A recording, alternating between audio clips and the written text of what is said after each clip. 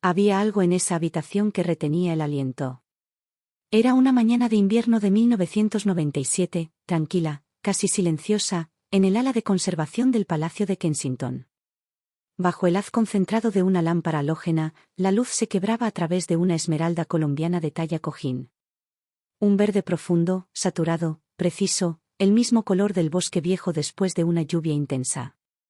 Una mano enguantada de blanco sostenía el collar sobre su soporte de terciopelo, y el engaste de oro capturaba el calor con la paciencia que solo tiene el metal muy antiguo. La pieza apareció en la correspondencia de la familia Spencer ese mismo año, anotadas ampliamente como propiedad personal. No era parte de la colección de la corona. No era un préstamo institucional. No era una joya tomada prestada para una ceremonia. Diana había cerrado ese broche con sus propias manos en los años posteriores a la separación, sin una dama de compañía presente, sin protocolo formal que observar. La usaba en compromisos oficiales como si fuera algo ordinario. No lo era. Las esmeraldas no se anunciaban. Argumentaban en silencio y en público. Ella no las usaba para ser vista. Las usaba para ser comprendida. Y eso cambia todo. Para entender por qué estas piedras importaban tanto, hay que retroceder décadas. La tradición de las esmeraldas en la colección real británica es profunda, mucho más antigua que la llegada de Diana. Las esmeraldas de Cambridge, una suite de piedras colombianas que trazaban su linaje a través de la rama Cambridge de la familia real extendida, entraron en posesión de la reina María durante los primeros años del siglo XX. La reina María las catalogó con la precisión de una curadora, no con el placer de una coleccionista. Documentó su llegada con cuidado característico. Las piedras eran de un verde profundo, excepcionales en su claridad, engastadas en configuraciones que comunicaban la preferencia de la corte eduardiana por la opulencia en capas. El peso hacía visible la riqueza y la hacía portátil. Para cuando se anunció el compromiso formal de Lady Diana Spencer con Carlos, príncipe de Gales, el 24 de febrero de 1981 en el Palacio de Buckingham, las esmeraldas de Cambridge llevaban décadas en la colección real. Descansaban dentro de un sistema de clasificación que el palacio había refinado pero nunca codificado del todo. Propiedad de la corona, herencia personal, piezas prestadas para ceremonias formales. Una princesa de Gales tendría acceso a las tres categorías, un arreglo que desde el principio cargaba una ambigüedad deliberada sobre lo que ese acceso significaba en la práctica. Diana fue introducida a las esmeraldas de la colección temprano en sus años como princesa. Las piedras se ponían a su disposición para ocasiones apropiadas. La palabra apropiada llevaba un peso institucional. Implicaba un entendimiento sobre cómo se usarían las piezas, qué ocasiones marcarían, y de manera implícita que la relación entre quien las portaba y las joyas era de custodia, no de propiedad. Pero no todos los regalos se dan libremente. Algunos se ofrecen con la expectativa de devolución escrita invisiblemente en el broche. La pregunta de si una joya le pertenece a una reina o a la corona que ella representa es una de las tensiones no resueltas más antiguas en la historia del adorno real. Por la convención británica establecida, la distinción descansaba en un principio simple. Las joyas dadas a la institución eran propiedad de la corona. Las joyas dadas directamente al individuo, como regalo diplomático personal o herencia familiar, eran personales. En la práctica, la línea siempre había sido más conveniente ignorarla que hacerla cumplir. Y entonces llegó el punto de quiebre.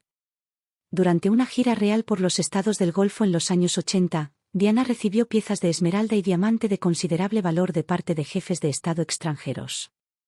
Entre las más exhaustivamente documentadas en los registros posteriores del patrimonio estaba una suite de esmeraldas y diamantes de considerable valor entregada en nombre de la familia real saudí. El palacio prestó atención inmediata a cómo Diana usaba esas piezas. Los regalos diplomáticos fotografiados sobre una princesa de Gales entraban al registro visual de la monarquía. Si eran sus piedras o la imagen de la institución era una pregunta que se dejaba deliberadamente sin respuesta. La diferencia entre un préstamo y un regalo lo es todo, a menos que ambas partes encuentren la ambigüedad más conveniente que la claridad. Las esmeraldas habían servido como moneda diplomática en el guardarropa real británico mucho antes de que Diana abrochara su primer broche. La reina Alexandra usó suites de esmeraldas presentadas durante giras imperiales. La reina María acumuló piedras colombianas con determinada minuciosidad, viendo cada adquisición como un pequeño acto de consolidación dinástica. El color mismo llevaba connotaciones que la corte comprendía. Verde para la esperanza, la prosperidad, la confianza particular de una institución que había estado absorbiendo extravagancia durante siglos sin requerir justificación. Diana aprendió a hablar ese idioma con una fluidez considerable. La fotografía de prensa de sus giras internacionales en solitario entre 1983 y 1992 revela un patrón consistente. Las piezas de esmeralda aparecen más prominentemente cuando viajaba sin acompañante. En compromisos oficiales de Estado en Washington en noviembre de 1985, en funciones de caridad en Londres durante los públicamente difíciles años de principios de los 90, las piedras verdes están presentes, capturando la luz, declarándose. Los biógrafos y los historiadores de moda que estudiaron sus registros de guardarropa señalaron sistemáticamente el mismo patrón. Las selecciones de joyería funcionaban como un lenguaje deliberado. Cada selección era una forma de declaración hecha sin palabras. Ella elegía el verde cuando tenía algo que decir.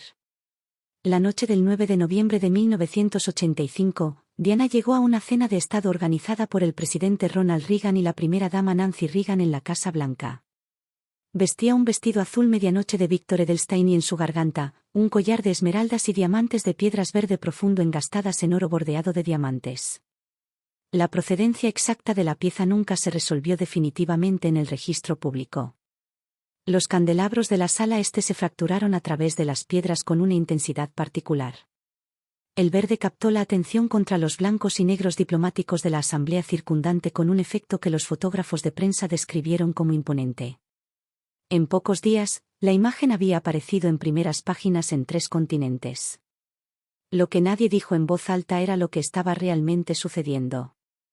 El protocolo de la Casa Real para eventos de Estado de este nivel llamaba tradicionalmente a piezas que comunicaran continuidad institucional antes que afirmación personal. Tiaras, perlas, la gramática visible de una monarquía establecida. Diana cumplió los requisitos formales y los superó, seleccionando piedras de considerablemente mayor fuerza visual de lo que la convención estrictamente demandaba. El protocolo es un tipo de silencio impuesto desde fuera. El silencio en este caso habló con considerable claridad. La suite de esmeraldas y diamantes asociada con la familia real saudí es uno de los elementos más cuidadosamente documentados y cuidadosamente disputados del archivo personal de joyería de Diana. La suite, recibida durante las visitas al Golfo a mediados de los años 80, fue registrada en los documentos testamentarios del patrimonio Spencer como propiedad personal, un regalo directo a Diana, no mantenido en nombre de la corona. Esta clasificación tenía peso legal. Los regalos diplomáticos dados directamente a un miembro de la familia real, en lugar de a la institución, eran personales bajo la convención prevalente. El palacio siempre había preferido que esa convención permaneciera sin examinarse. Las entrevistas de Andrew Morton con Diana, grabadas en secreto en 1991 y publicadas por primera vez en junio de 1992 durante su vida, documentaron su conciencia de que su colección de joyería era una forma de territorio disputado. Que las piezas fotografiadas sobre una princesa de Gales entraban en un registro visual que el palacio consideraba en cierto sentido propio. Morton registró a Diana siendo precisa sobre la distinción entre lo que ella poseía y lo que usaba en nombre de la institución. La suite saudí pertenecía claramente a la primera categoría. Diana usó la suite con una consistencia que era en sí misma una forma de documentación. Cada aparición pública añadía otra entrada a la procedencia. Estas piedras, fotografiadas aquí, en esta fecha, usadas por esta mujer, por su elección deliberada. Lo que vino después fue algo que nadie había anticipado del todo. El archivo fotográfico de las apariciones públicas de Diana entre 1989 y 1995, leído contra el cronograma documentado del matrimonio de Gales, funciona como un diario involuntario. Las piezas de esmeralda aparecen con notable frecuencia durante los periodos de mayor presión institucional registrada. En 1989 y 1990, cuando las dificultades del matrimonio se convirtieron en tema de preocupación interna del palacio. En 1991, durante el periodo en que se estaban realizando las grabaciones de las entrevistas de Morton. En los meses que rodearon el anuncio de la separación del 9 de diciembre de 1992, confirmado por el primer ministro John Major en la Cámara de los Comunes. y de nuevo en 1993 y 1994, mientras avanzaba el proceso legal de desenredar un matrimonio real sin precedente moderno. La circunstancia física de usar el collar de esmeraldas importa aquí. A diferencia de las tiaras formales y los collares ceremoniales del calendario estatal, que requerían una camarista y frecuentemente un segundo par de manos, el broche reconfigurado del collar era manejable sola. Esto no era incidental a su alteración. El rediseño había reducido deliberadamente la ceremonia requerida para usarlo, convirtiéndolo en una pieza que Diana podía ponerse en un apartamento privado sin asistencia, sin la coreografía institucional que rodeaba casi todos los demás aspectos de su presentación pública. Una dama de compañía abrochando un cierre es un pequeño acto de participación institucional. La ausencia de una dama de compañía es su propia declaración. El clic del oro frío al encontrarse con su cierre, escuchado solo por la persona que lo porta, en una habitación donde nadie miraba. Ese sonido era, a su manera precisa, una oración completa. El peso usado deliberadamente es el peso controlado. El anuncio formal de la separación entre Carlos y Diana llegó el 9 de diciembre de 1992. Lo que siguió, a través de 1993, 1994 y hasta 1996, fue una negociación paralela conducida en gran medida fuera de la vista pública.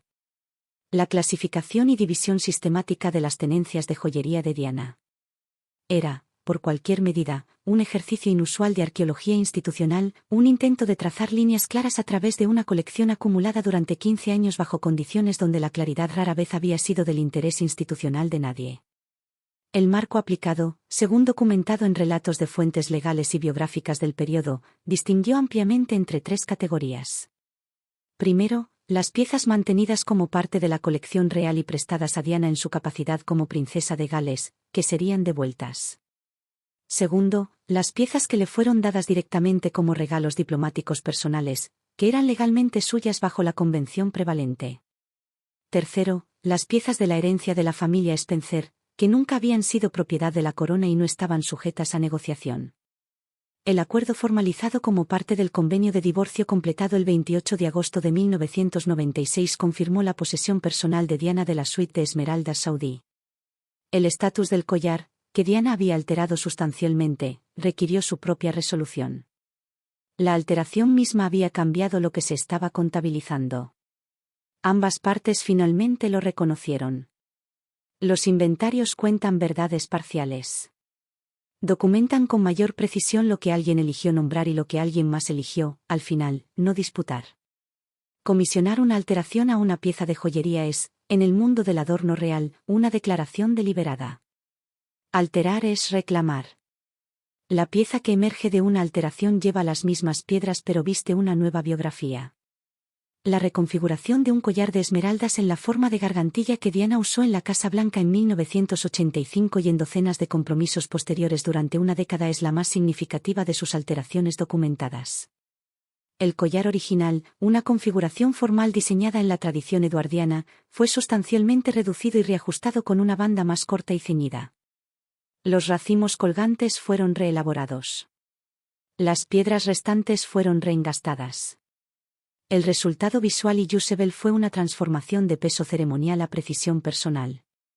La pieza alterada ya no leía como un collar de la corona en la tradición eduardiana.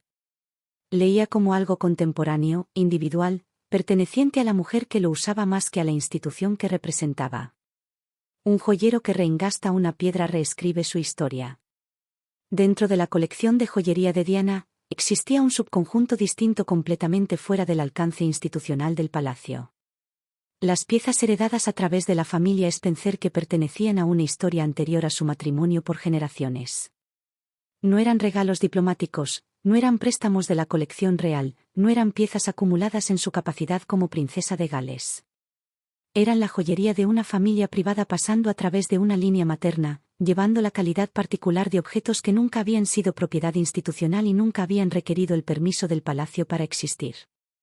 El apego documentado de Diana a las piezas de herencia Spencer fue señalado en la correspondencia y relatos de quienes estuvieron cerca de ella durante los años 90.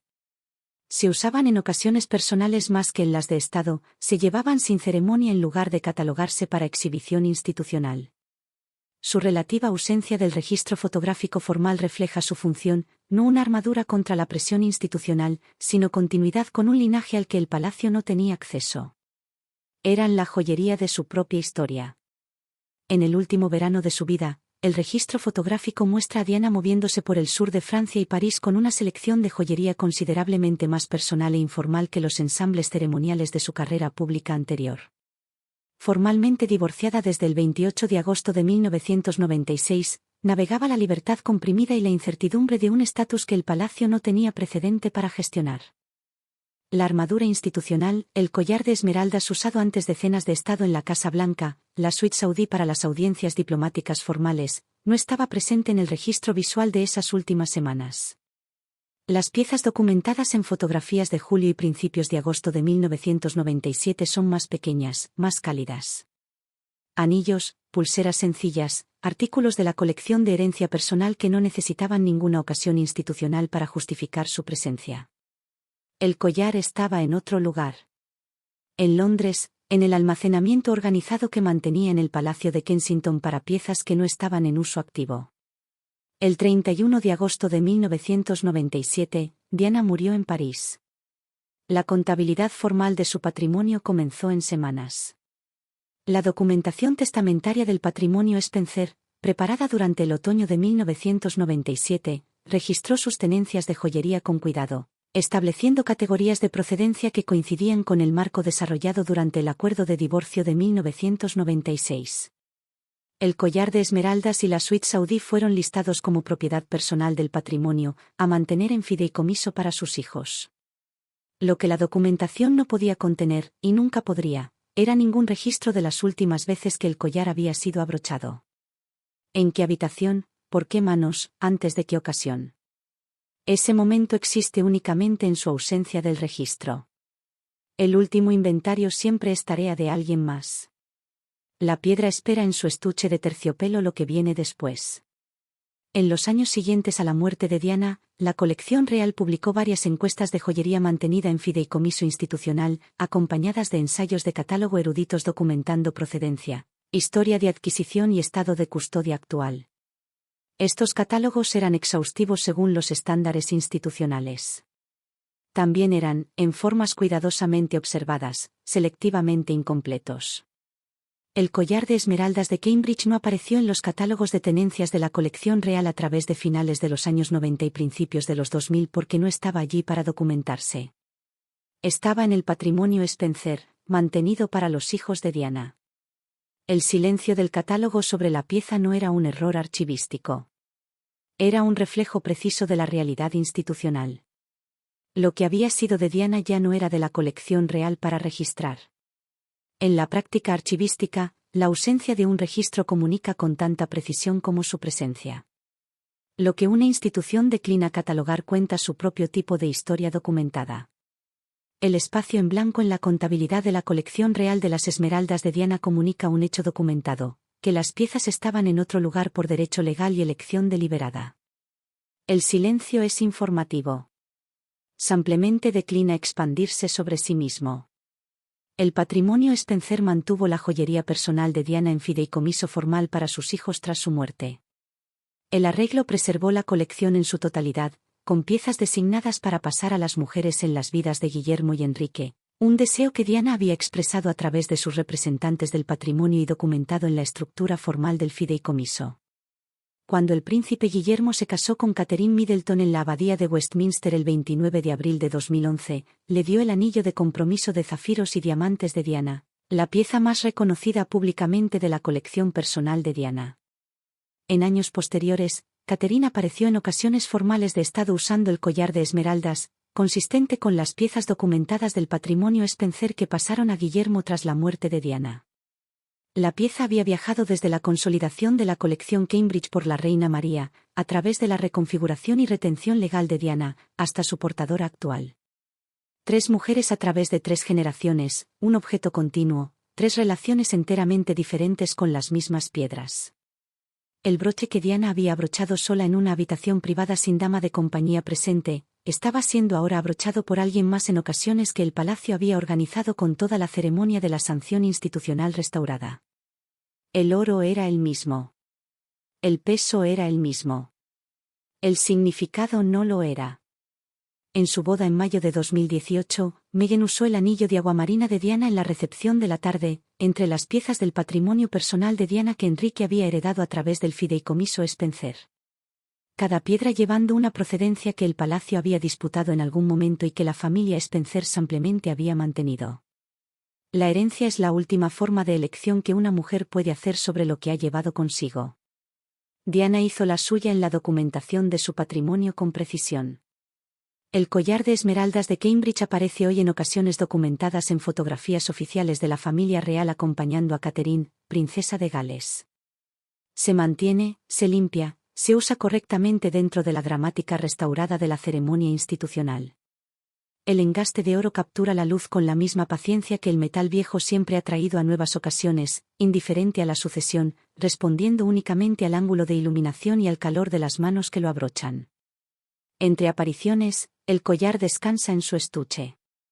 El interior de terciopelo sostiene la pieza en la configuración de la alteración de Diana, no la forma de collar original de la comisión eduardiana de la colección Cambridge, sino la banda más corta que ella rediseñó, la forma que hizo posible abrocharlo sola.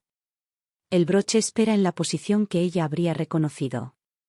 Lo que el registro no contiene es ningún relato de la mañana particular en que Diana estuvo frente a un espejo en el Palacio de Kensington y abrochó el cierre ella sola, antes de un compromiso que el palacio no había organizado para ella y no aprobaba del todo. Ese momento existe únicamente en la consecuencia fotográfica. Piedras verdes contra piel pálida, usadas con una firmeza que venía de haber elegido, en privado y sin ceremonia, portarlas. El estuche de terciopelo está abierto. La luz cae de la misma manera que siempre lo ha hecho. La piedra ha sobrevivido todo lo que se ha dicho sobre ella.